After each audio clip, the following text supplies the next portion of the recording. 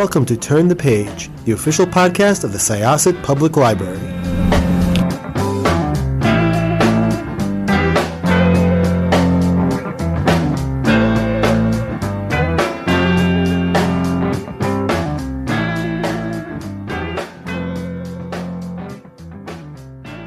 Hi, everybody. This is Evelyn Hershkowitz, Reader Services Librarian, Syosset Public Library. This is the Turn the Page podcast, and I am so lucky today to be talking to Josie Lloyd and Emlyn Rees. I just finished their book called You and Me and You and Me and You and Me, and I absolutely loved it. So I'm just going to tell you a little bit about Josie and Emlyn, and then they can tell us what the book's about. So Josie Lloyd and Emlyn Rees first published together 25 years ago with the #1 Sunday Times bestseller Come Together, which was translated into 27 languages and made into a film by Working Title. Josie and Emlyn then wrote a further 6 best-selling rom-coms together, all published in the UK. Josie has written 13 other novels in a variety of genres, including The Bright Side Running Club, based on her own experience of breast cancer, which is currently in film development and was published in the US, while Emlyn has written a number of thrillers under his own name and has a ghostwriter published in the UK. Just like Adam and Jules in You and Me and You and Me and You and Me, Josie and Emlyn live with their kids and dog by Brighton Beach, but sadly they haven't discovered a hole in the space-time continuum in their garden shed, or at least not yet. So that's the bio that I found of you guys. Tell me if everything on there is true. Yeah, it's all true. It's all true. Okay, good. So I finished the book that I absolutely loved, and I just want to say it comes out on February 10th. We've already ordered a copy, and I will also make sure it's available on our Overdrive Libby system. And then I picked up this one, Come Together. Oh my So, so we can see each other on video here, and what I'm looking at is a picture of me with hair. Yeah. This is the two of you on the cover of this one. I know. Wow. Oh my God. That's amazing. Was that the cover by you also, or this is just the United States cover? Just the United States. It was just the US cover, thank God, because it would be very embarrassing if that had been the cover in the shops. But yeah, that's us from back in the day. Oh, that's so wonderful. Okay, so I can't wait to read this one too. But tell everybody what You and Me and You and Me and You and Me is about. Okay, so it tells the story of Adam and Jules. They are a midlife couple. They've hit a bit of a rut in their relationship. They've got grown-up children, a bit like us. They live in Brighton, a bit like us. And they are wondering and looking back and going, should we have made different choices? What if we'd done things differently? How did we get here? And could things have been different? And at that point, they discover. Yeah, early on in the novel, they have a sort of almost a marriage-busting row after they've been to a party. It's the most fun argument we've ever written together. It just goes on for pages, and it just felt very kind of authentic. Anyway, Adam ends up back at home. He's thrown out of the house. He's got a shed at the end of his garden, and he goes down there. He's drinking a bit too much, and he finds an old Sony machine, sort of tape machine, and he puts in an old mixtape of Adam and Jules's. They've given each other these tapes over the years since they first met when they were 18. Anyway, he thinks a storm happens, but next thing he knows is he wakes up in his 18-year-old body. He's no idea what's going on. He thinks he must have banged his head and fallen over or something like that. But he can sort of experience everything that his 18-year-old self is experiencing. And he sort of goes through the day up to the point where he meets Jules for the first time. What we then sort of do is this time machine allows them, they both start using it. They find out they can go back to different points in their relationship, each time to the point where they handed over that mixtape to each other. And they find out they can re-experience these times, have a lot of fun, but they also find out they can start tweaking little bits about their past. And that's where the trouble begins. They come back each time to a multiverse. So each time, everything is almost the same, but a few little things have changed. So once we had the structure of the book, we write it in alternate chapters. So one chapter's from Jules's point of view, one chapter's from Adam's point of view as we go through. So as a reader, it's really fun because you know more than both of them and you know what they've done. And it's about sneakiness. It's about pulling the wool over your partner's eyes. And of course, they've seen Back to the Future. We've all seen these time travel films. They know that they can't muck things up too much because otherwise it's going to completely alter their family. So they're trying to see what they can get away with. So it was a really funny way and a fun way of telling a romance over 25 years, because it seems to us that there's lots of novels that stop at the happily ever after moment, which is the proposal. But in our experience, the good stuff happens after that. And there's lots of books again about midlife and about second chances in midlife. But we wanted to write about what it's like for people who are in long-term relationships, and how you keep the spark alive when you have been together forever.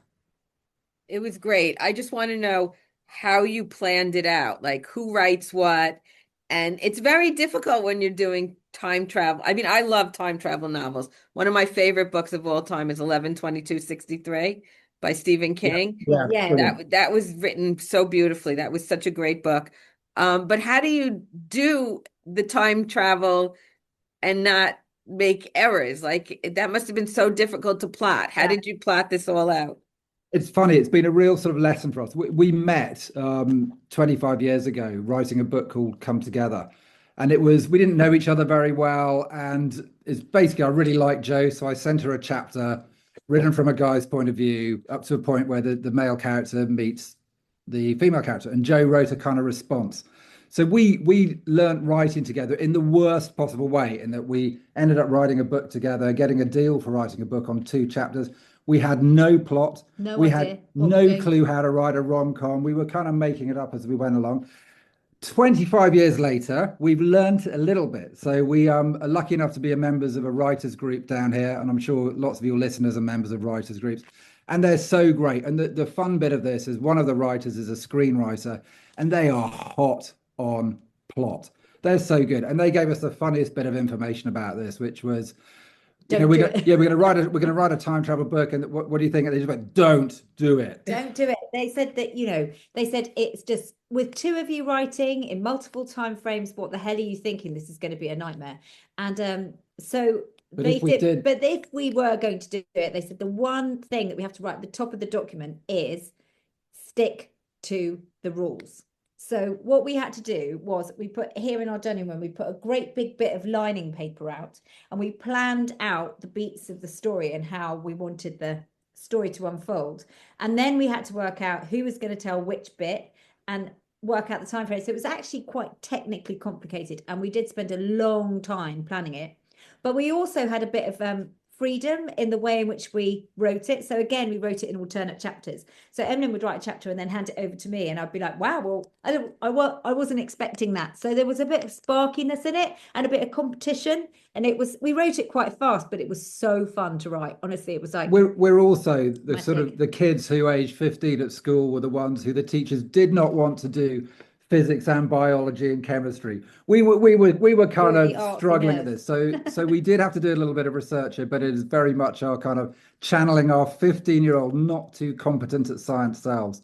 Most of our research came from watching movies we loved, because what we most wanted this to be, we wanted it to be a book with lots of heart, lots of fun, and something that actually feels really real. So we were looking at sort of fun comedies for the plot elements, but essentially what we want to do is look at this long-term relationship and try and give right about what it's like in a real way to have been together with someone for a long time, a couple who love each other a lot, but who are in a difficult spot when you find them. So once we kind of had the structure, we were allowed to really focus on the characters, which is kind of what we wanted to do all along. And also, as you said, how do you write it? The skill is in making it not too overblown for the readers. So to just set up the rules and the rules of time travel without being too overbearing. So, and not over explaining yourself, because you have to take the reader on the ride with you. Did you write the female and you write the male parts, or? Yeah. Emlyn Okay. wrote Adam and I wrote Jules. Okay. Okay. I was wondering if that's what you guys did, but I mean, their relationship is so real.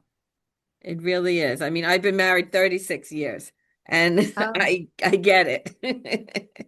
But like We when did you go we back, there are so many things you would love to do over.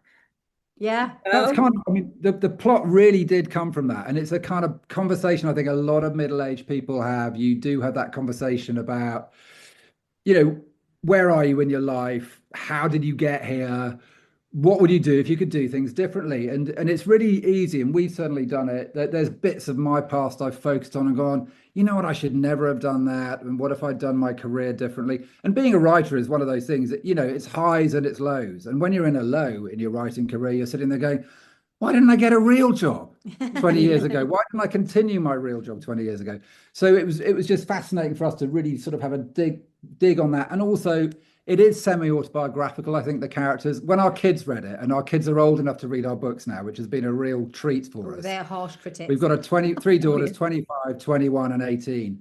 And they all read it. And they said they can't not hear our voices in it, which is kind of scary because, there is a lot of fiction in this as well.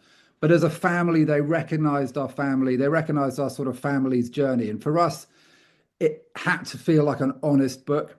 The two rules we had with each other when we were writing was, one, be as honest as you can, and two, make each other laugh. And those are our kind of lodestars, weren't they? Yeah, but it's interesting because at this stage of the life, and I don't know about you, Evelyn, and your friends, we do get kind of wrapped up in nostalgia. We do look backwards, don't we, and go, oh my God, the 90s. Do you remember that? Do you remember the fashion? Do you remember being young? Particularly when you lose parents and things like that. And actually, it's quite interesting taking a deep dive into nostalgia and actually how dangerous it is and how paralyzing it can be to look back, and how you look back with rose-tinted glasses. But actually, sometimes if you are in a position where you could go back and relive that day, it's not how you imagined and it's not how you remembered.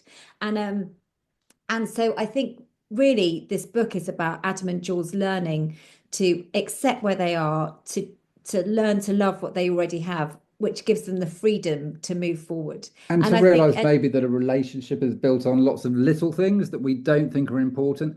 And I think one of the things, when they're travelling back in time, they're expecting to visit these really pivotal moments in their lives where you could take a different path. But a lot of what they come back with is seeing that actually what their love and what their relationship has been built on over the years is so many incremental small things. And that is, I mean, Joe writes a bit saying that's the kind of magic, that's the glue in a relationship. And I think that's one of the things when we were sort of researching this book, all the millions of conversations we had with each other about our own lives, you suddenly realize it isn't the big things, actually. Of course, they're part of it, but it's also the little things.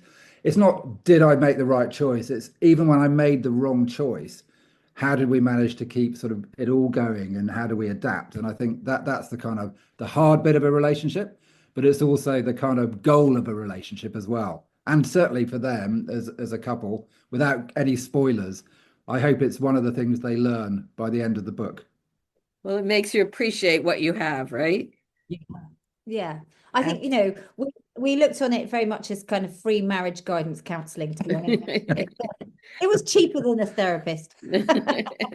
Okay, another thing I want to ask you about is all the music references, because they are mixtapes. Are you guys big music fans? Huge. Yeah. Okay. And actually, music has been a real soundtrack to our relationship. And so it was very important that the device that they went back through to with us was music. And we had so much fun because we curated a Spotify playlist that went with the book. Oh, I'm going to have to find that. I didn't see that. We'll send you the QR code because there's a big Spotify playlist that goes with the book. Okay, yeah, no, I'll love that. Because it is done where you guys live, not here in the States. There are so many groups and performers I did not know. Well, I hope, one of the things I really hope is that people discover some new stuff. We live in Brighton, which is kind of on the south coast of England, just below London. But we spent a lot of our relationship in London. And our love for music is also something that's gone into not just us as individuals, but into our family. So there's a lot of the more modern music in there, is music that our girls have introduced us to. Because one of the great things is when you're kind of music obsessives is you breed music obsessives as well.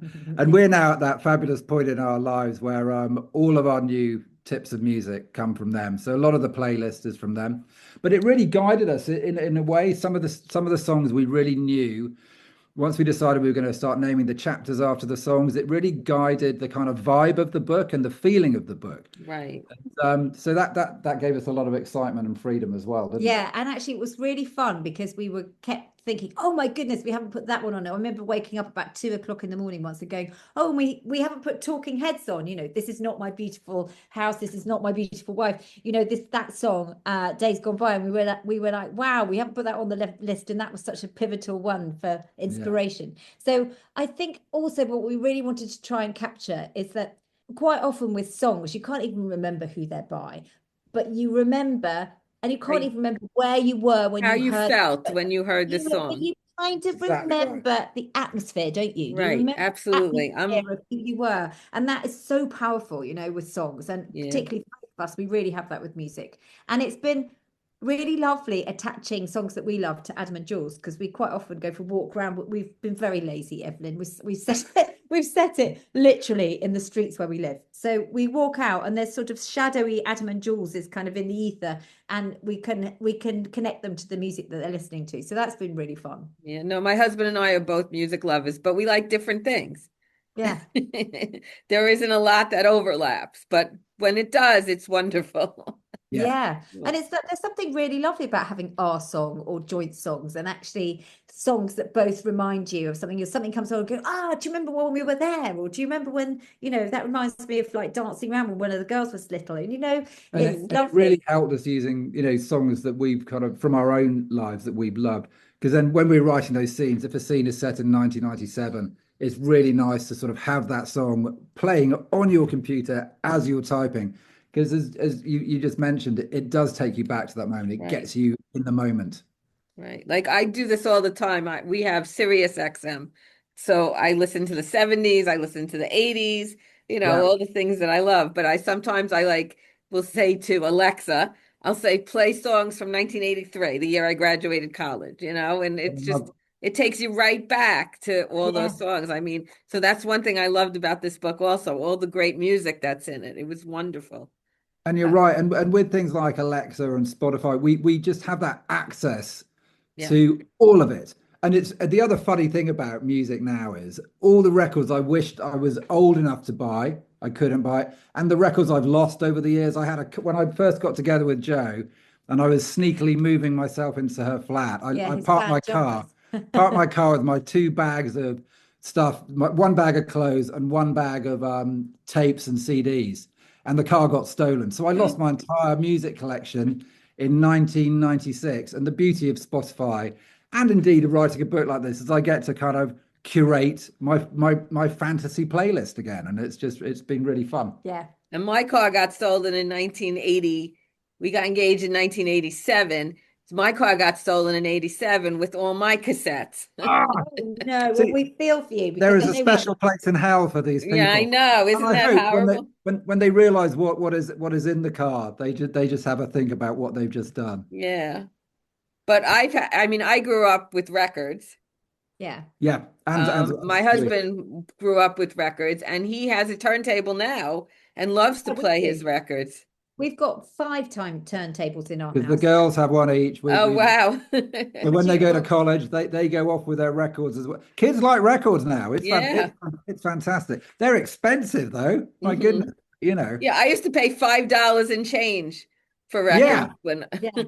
But now lots of people are kind of new artists put music out on record, and actually what they're coming around to now is cassettes. And actually the thing that we used to love when we were kids, we used to record the top 40 on the radio. Absolutely. And on the cassettes. And so it was so clunky, this machine. And my sister and I had this kind of tape thing, and we would go to the radio on a Sunday, and then you press play and record at the same time. Right. And then get the DJ off, because she didn't want the DJ's voice on it as well. So it was really fun. But all of that stuff of curating a tape that you then gave to somebody is such a kind of token of affection. And also it was about, those mixtapes were about how we felt. So I would do mixtapes that were happy songs or sad songs or heartbreak songs. So you would kind of curate tapes to your mood. So I had mellow 6, 1, 2, 3, 4, 5, and 6. Oh, wow. What? That's so great. And it is. Music is such a great thing. I mean, to be able, and you, like you said, we're so lucky now. We just have to say, play this. We don't have to do anything. It's amazing. Simplest thing. I know. We've Sirius in the car. I have Spotify account with my kids. I mean, it's the best. It really is. I mean, my daughter she became an absolute concert freak at a very young age. She was spending fortunes of money to go see One Direction. And now with this Wow. Harry Styles concert coming to Madison Square Garden, he broke the record, the amount of people that signed up cannot all get into Madison Square Garden for 30 days. So That's the new tour, is it? Is that the new yeah, tour? Wow. his new tour that he's coming. It's just crazy. But music is the greatest thing. And this book certainly shows that, how music influences our lives and how important it is to appreciate what you have. And it is, and I think in lockdown we loved live music, and I think again one of the things that kept us going as a family through lockdown was kitchen discos, was just playing all this wonderful stuff, being reminded of how big the world is. But also the first things we did as soon as lockdown were over, once we were allowed to, we were off to live music again and going to festivals with the kids again. And you really suddenly realize this is what brings people together. This is the best thing in the world. So what are some of your favorite artists? Wow. For me, I'll go old school, kind of Rolling Stones. I like my rock and roll. There's quite a few artists that we got together to, and which we love, like Ben Folds and Ben Folds 5, and we love him. So anything that's kind of like piano based quite a lot for me. I love a good old bit of piano in a Yeah, song. you're a sucker for Billy Joel. Yeah, all Billy of those. Joel was always my favorite growing up. I've seen My him so favorite. many times. Yeah. Yeah, yeah, absolutely. But I like it's again, it's like you're saying about you and your partner. It's that thing, I like on our playlist that we've sort of curated for the book. I've snuck my Led Zeppelin. Joe's got a Nina Cherry in, and together we're sorted. We might not listen to it all at the same time. Right. Yeah, no, my husband loves Led Zeppelin, and when it comes on the radio, I ask him to turn it off. Sorry. Yeah. I only like Stairway to Heaven. That's it. Everything else I don't care for. But Stairway to Heaven, even that, I can picture when I heard it. Yeah. I mean, Yeah. I was in seventh grade when it came out, and I can remember hearing Stairway to Heaven on the radio, and I can identify with the timing. It's just amazing what songs can do. And it's amazing how songs endure. Good songs endure. Our daughters sing songs, and I'm like, hang on, that's our song. Why are you Right. singing Endure? And they're Right. like, no, that's ours. That's ours. That's our song. It's like, no. Hang on. That's my song. Right. I know. It's funny when like I'll hear a song and my kids know the lyrics, and I'll be like, how do you even know that? But Yeah. they used to Yeah. play Guitar Hero back in the day, Yeah. Oh, yes, and they absolutely. learned it all from that. Yeah. Our kids are all obsessed with New York band Geese at the moment. So Cameron Winter, I that's don't their know that one. oh, it's fantastic. He's kind of 22 years old. It's It's Oh, astonishing. three albums out. It's been the biggest selling album in the UK, and wow.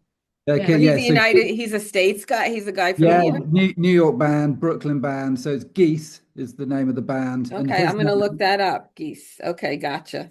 he's got it's quite heavy some of the song, but if you want a sort of intro to him, there's a beautiful album. His name is Cameron Winter, and his solo album is sublime. It's very moving. It's a lot about male loneliness at that sort of age, but it's really good. And then the band smash it out of the park. Okay, I'm definitely, and they tour by you. They come to you. No, well, yeah, they've been over to London once, but I think they're quite a big. I think they're quite a big deal in New York this year as well. So Okay, check definitely them gonna out. look it up. Okay. Are you guys musical? Do you play instruments and everything? This one I is. play well, actually, we were about to go to choir. Yeah. I've dragged Emlyn along to the a cappella choir that I belong to, Oh, how called the nice. Tones. And so he misbehaves in the bass section We're with all doing- the with all the tenors and basses. We're doing a 90s dance mix, which is going to be We're really doing a funny. mashup, so it's quite fun. Yeah. But yeah, no, we love singing, and we love. I play the piano, but you've got a brilliant voice. Emlyn's got. We're always singing and larking around. So yeah. What about you? Are you Oh musical? no, I have a horrible singing voice, but my kids both were in a cappella groups in high school. So Oh, that's they both have good voices. So yeah. But no, fantastic. I was told in high school by a friend of mine who happens to have a great voice that if you want to make friends in college, don't sing. So that's how bad my voice is. Do we need friends like this? Yeah, I don't know. Yeah, it was okay. I know I have a horrible voice. I am totally tone deaf. My kids tell me that all the time because they aren't, so they know very well about that. I just want to read this review by One of my favorite authors, Sophie Cousins, she said, if you read just one book this year, read this one, a time-bending love story full of nostalgia and what ifs. So that is a really nice review. Isn't it lovely? That's a Yeah. very so thrilled that she loved the book. That's yeah, that was a How could really you lovely not book. love this book? It was really wonderful. I absolutely loved it. Do you guys read your reviews? Try not to. We get sent nice blurbs through the publishers, but it's lovely when you get a nice review. But if you get even a vaguely slightly snippy one, it crushes the soul. So We're at that super nervous point at the moment with, the book coming out in a little while, and it's kind of Judgment Day is coming, and we've had so much fun writing it, but all we want now is, for people we don't know and have never met to read it, because that's the true test of a book. And yeah, we're really nervous. really nervous. Are It you never guys gets. going on tour? Are you doing a literary tour? We're doing, yeah, we've got a couple of launches and stuff. We're doing bookshops over here, and we might be off to Germany. Yeah, it's coming next out. There's month. there's a big launch in Germany, but that's in March, and yeah, States. And if is we're coming lucky soon. enough to go out, say, obviously we will be there like We'll a come shot. and see you. Yes, Yeah, you're gonna come over here? That's great. we get Hope to do that. so. That'd be Yeah. great. Okay, good. I wish you luck. I think it's great. I definitely resonate with people, especially long married couples. I definitely think it's a book, and I will be absolutely putting it in the hands of my patrons because I Oh, think thank you. That's so Thank kind. you. That's really wonderful to hear, and it's so lovely. Thank you so much for allowing us to have a lovely chat with you today. thank you. I really appreciate it. And I can't wait to read Come Together. I'm really looking forward to it. Now that I know that this is you guys on the cover, Oh no, I had no idea. That's wonderful. Oh my gosh. Do you guys do audiobooks? Yes, and actually the audio of You and Me and You and Me we've got two fantastic artists. So we've got Rory Kinnear. who was just in Adolescence, which Oh is wow. he's the Wonderful. he's the dad in that. He's fantastic. And then Sally Phillips, who is in all the Bridget Jones movies and stuff. So Wow. we've only heard clips. So we are still waiting to hear ourselves, because I think they're finishing off mastering it now. Yeah, But I wasn't able to find it anywhere. A lot of It's times I get fantastic. the advanced one, but this one I wasn't able to find. they're It's both really deadpan, and I think they're gonna, yeah, they're good comic actors. I think So it will be it's available exciting. from about I think it's coming out here on publication day on the 5th of Feb as well. So you'll be Okay, able to by us it's February 10th. okay. Well, it Yeah. won't be long behind then. Do you have a Most show books, called most books in the Meringue? States come out on Tuesdays. Okay, Okay. we're Thursday in the Yeah, I UK. don't know why they do that. Except James Random. Patterson, he's Monday. So Okay. Oh wow. for some Okay. reason he has his very own publication date. That's cool. That's cool. But yeah, no, I'm a big audiobook person. Yes. Oh, well, you'll love this, and they're both hilarious. Okay, so I'll definitely, once it comes out, I'll definitely do a snippet and see how it sounds. Because I mean, the Excellent. book was fabulous. I just absolutely loved it. I love time travel books. Do you guys? I mean, is that something you've always loved, and that's why you wanted to give it a try? Yeah, Yeah. 100%. And I'm often to be, found sort of reading sci-fi and stuff. So for me, it's that lovely thing. It's the what if, it's the nostalgia. It's all the fun stuff for Yeah. me. But we wanted to keep it kind of time travel, but really realistic. What would Right. happen if you time traveled with your husband? I mean, what would you say to each other? And how would you keep it a secret? Could you tell anyone? All those kind of really fun questions to make it kind of realistic was fun. Yeah, no, it really was. It was very realistic. It wasn't far out there. Do you guys have favorite authors? Who are some of the authors you've been reading now? Well, I mean, I read all sorts of books all the time, and I love. There's I've got a podcast, and I just interviewed Claire Leslie Hall, who Oh, wrote. okay, Broken Country. Yeah, she came on the podcast yesterday. She's fantastic. I love Yeah, that book. that And was a great book. yeah, so I love all those kind of books where the crawdad sings, all those kind of women's commercial fiction. We read Tomorrow and Tomorrow and Tomorrow. Paper Palace. Yes, that was good. Back in bed with our reading lights last year. That was just like, Yeah, we love you that. sort of finished it, went, start reading this now, and I went, really? I went, okay. So we kind of did that. Yeah. It's a book club of two. What is your podcast called? It's called Show Us Your Bits. And it's all about the stories behind people's keepsakes and jewelry. So Wow. we interview somebody and and talk to them about their lives and their work and what they're up to. And then they just show us their special bits and the stories behind them. So we've had everything from kind of like the scrappiest bits of paper from a war-torn war zone to an actual bit of a space rocket, an actual space rocket. So people bring all sorts, but it's a really nice way of finding out why people are kind of sentimentally attached to things. And so we've had lots of authors and makers and entrepreneurs and writers and, you know, all sorts really. So it's quite fun. Wow, that's very interesting. Okay, so you guys are really into a lot of different things. Yeah.